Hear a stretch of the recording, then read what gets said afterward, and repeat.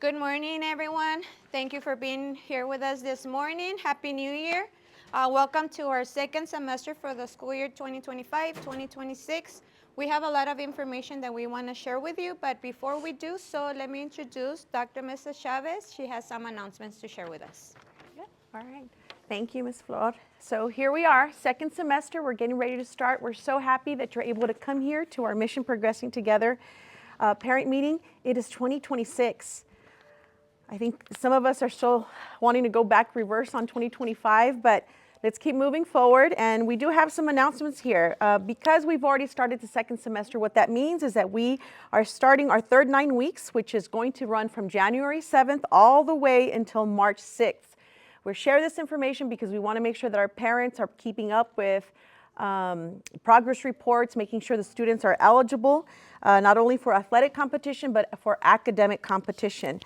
We have our Mission Progressing Together meeting here today, but we also have a board meeting today. If you do happen to bump into any of our board members, please thank them because it is Board Appreciation Month, and we know that the work that they do for our district, for our community, is all volunteer. So with that being said, please don't forget to thank one of our trustees for the work that they do. In addition, we're always off on Mondays, but just because we're off does not mean we don't recognize the fact that this coming Monday, January 19th, is Martin Luther King Day, and so we want to make sure that our students know that. And early release for students, we do have early release only for students on January 30th. With that being said, it gives me great pleasure to bring forward one of our colleagues that is here with us today. It is Miss Ana Alvarez, and she's going to give us a few announcements regarding the literary anthology postmarked Letters from Mi Corazón. Come on over. Awesome. Thank you, Dr. Mesa Chavez. So good morning. Welcome again. Happy New Year. I'm excited to remind you all to enter in our literary anthology. This is our 5th annual literary anthology, and this year's theme is postmarked Letters de Mi Corazón. So here's a sample of some of the books that we've created. And so we're inviting you as community members to enter, parents of our students here at San Elizario, because writing truly starts at home. Already in our classrooms, students in pre-K 3 all the way to high school are already doing this work inside of the classroom, but we would like you to write a letter and go ahead and submit it to us here at Central Office, to myself, Ms. Alvarez, and we can see if you'll be a winner and entered into our literary anthology publication. So thank you. Very good. Let's give a big applause to Ms. Alvarez. It has been her work in conjunction with one of our other colleagues who is not able to be here with us today, Ms. Georgina Diaz. The applause is more than deserved. I will tell you that this is going to be year 5. So we're celebrating year 5 of our literary anthology. And it really gives me great pleasure to see how it's grown, to see how we've done the work of not only having our students write and compete. Their students are eligible to receive a graduation honor cord, which is really, really important. But what we've done is also included our community members to be part of it. And so please don't forget to enter, Letters from Mi Corazón. There's a lot of things that we want to say, but sometimes it's when those people pass away that you have things written by them that you always remember, and you're thankful that somebody took the time to write. So let this be year 5 literary anthology for you all to make sure that you get that submitted, and who knows, you might win. So let's get those submissions in. With that being said, it gives me great pleasure to bring up one of our other colleagues who's going to be sharing information with you from Summit K-12 as a presentation, as well as our Title III, Mr. Josue Palomino, our instructional officer here for bilingual at our administrative offices. Thank you, Mr. Palomino. Thank you, Dr. Mesa. My name is Josue Palomino, and I'm excited to be with you this morning. I want to take some time to share about something very great that's happening at our district, Summit K-12. I will be going over Summit K-12 and implementation and the monitoring piece. So this is a district initiative. Who's doing it? We're doing it all the way from our kinder students from Zambrano all the way to 9th grade high school. And we are also supporting our SPED population that is taking TELPAS assessment. So what is Summit K-12? Summit K-12, it's something they call PLP, Personal Learning Plan. students take an assessment, and that assessment provides information through the system, and it creates a pathway for them to learn, to grow, especially on this assessment called TELPAS. TELPAS is very important. Sometimes we hear a lot about STAR. STAR is something that as our students take every year from third grade and up. But TELPAS measures the language growth. So this program really supports our students advance in TELPAS. What is Summit K-12? Summit K-12 has 4 domains: listening, speaking, reading, and writing. And it levels them from beginning, intermediate, advanced, and advanced high. The way we will be implementing, or we are implementing it here at our district, is that on Tuesdays, all our students who are using Summit K-12 are working on listening. Every Friday, our students are working speaking. Every Wednesday, our students are working in reading, and every Thursday, our students are working in writing. And we also provide that information to our team, our principals, and teachers. I also want to take the time and talk about how do students log in. Students log in through Clever. All students have this available in their computers and their Chromes, and they're also able to use it at home. And the system creates a report for our teachers, and then teachers are able to create lessons and support them in small group instruction. The the program also has some colors. It's I believe red, yellow, blue, and green, and it identifies the level that the students are at. I also want to talk about something very important, that this program provides our parents the opportunity to also learn the English language. So if you have a student that is using Summit K-12, you have 2 licenses that you're able to apply. So you at home could use it. Anyone is able to use this program at home. One thing that I really enjoy from this program is that it gives our students the ability to practice the way that TELPAS is assessed. For example, the way that TELPAS is assessing reading, they're able to practice that, that skill. When students are working in reading or in writing, they have that same opportunity. The way that TELPAS, the assessment is provided or given to them in the state, they're able to practice every day. So this is something very important. Also, students are able to track their own growth. They have a platform where they go directly, and it's called My PLP, and students are able to see their scores and see what areas they need to grow on.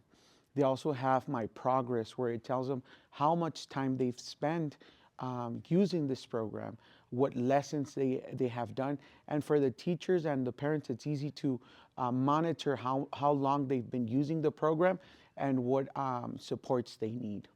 So, like I mentioned again, take advantage of this. If you want to learn English, this is a great program because it's not only supporting our students in the classroom, but you could also extend it at home. You have some licenses that abuelita, abuelito, dad, mom could take advantage and practice with your students at your level. Thank you very much.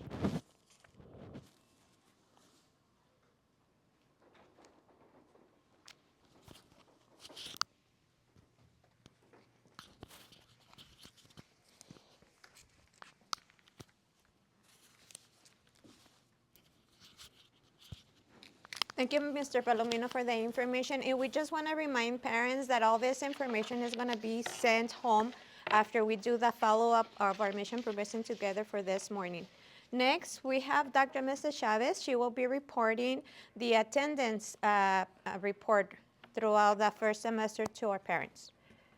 Okay, Flora, join me up here. Just I want to finish verifying this here, and I think we're doing as best as we can for the first semester.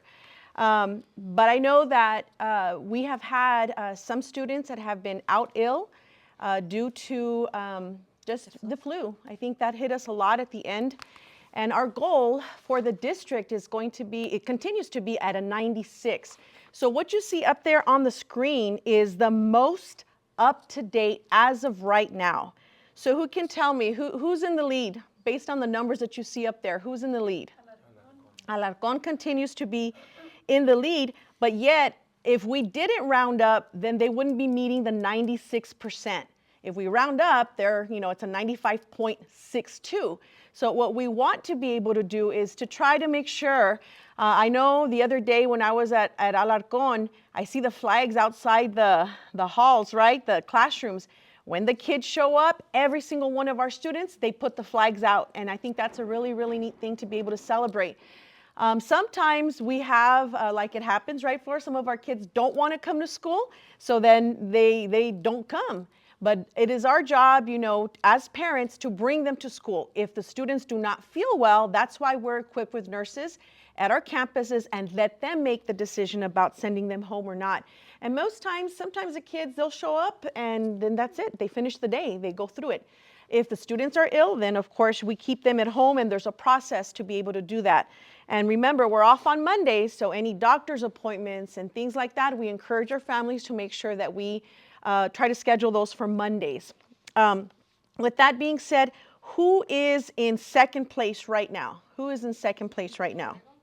Borrego with 94.62. Then we have, who's next after that? Gems. Gems at 94.20. Who follows after that? Zambrano. So Zambrano has a 93.43. And then the high school is now at a 93.37. And Loya is at a 93.19. And so this is a reminder to our parents who want to ensure that you are coming, sending our students in. If the doctor's notes are staying home, that doesn't help us. Please help us help our attendance clerks be able to code the information correctly. Don't forget to call. Don't forget to send in that doctor's note. I do want to be able to bring a point of where we are. This is for up to date where we are right now. Do know that at Alarcón for the semester, they ended up, semester one, they ended up at a 95.59. So we want to ensure that we continue and pushing the attendance there. For the first semester, Borrego ended at a 94.54. Gems ended at a 94.18.